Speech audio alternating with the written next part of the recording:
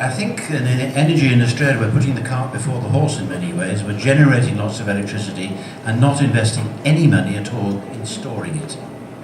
We happen to have a country where the storage of pumped water, which was mentioned by Igor, is very easy to do.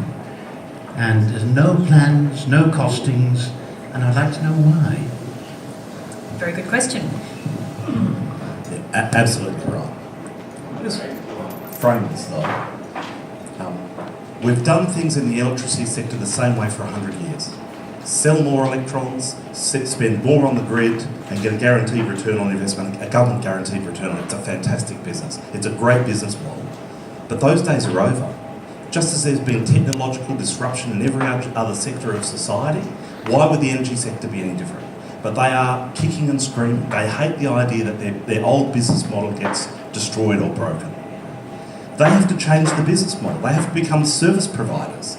They have to be giving you hot water when you need it, keeping your house at a certain temperature, maybe putting the solar panels on your roof, locking you in as a long-term contract. But another issue. The next great disruption is energy storage. Energy storage on a utility scale, energy storage in people's homes. People with a big solar system and a battery bank will effectively be able to go off-grid, and that has huge implications. And as a community, we want the best outcome. We're not just cheering for one side, we do want the best outcome. And that's why, yesterday, we announced the launch of the Energy Storage Council of Australia. It's the peak body for the energy storage industry to address exactly these issues, to think about standards developments, to talk about engagement with utilities early, before they get blindsided by the next big technological wave, which is energy storage. So it's really important. We are responding. We've created a body specifically for that, and I think it'll be very useful.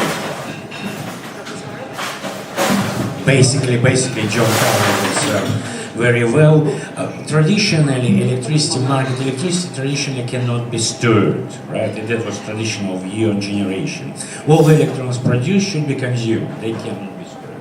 But with introduction of that market, that current industry working out with that very well until there was a need for renewables, a recognized need for renewables. So energy storage, and that's why it was never arbitrage on electricity market in NEM, National Electricity Market, is not possible because no storage.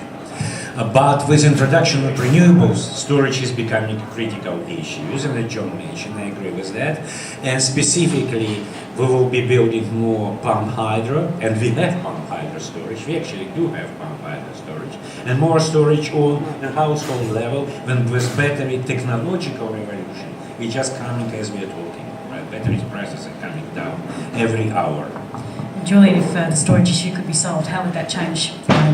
Oh, I think it would be very important. I think a very relevant question, and certainly next time I see the minister in the corridor, I will ask him that myself. And I think you're both right, and it's good to see that for Andrew and I, the new lobby group has been created and announced today on storage. So it's a lobby group creating its own lobby group, isn't it? A bit cannibalistic, but nevertheless, look, I think it's a very good question. The people I spoke to said that was one of the main problems that they said the scientists were obviously going to solve this problem in the near future, and that's good to see. But thank you very much for the question. It's quite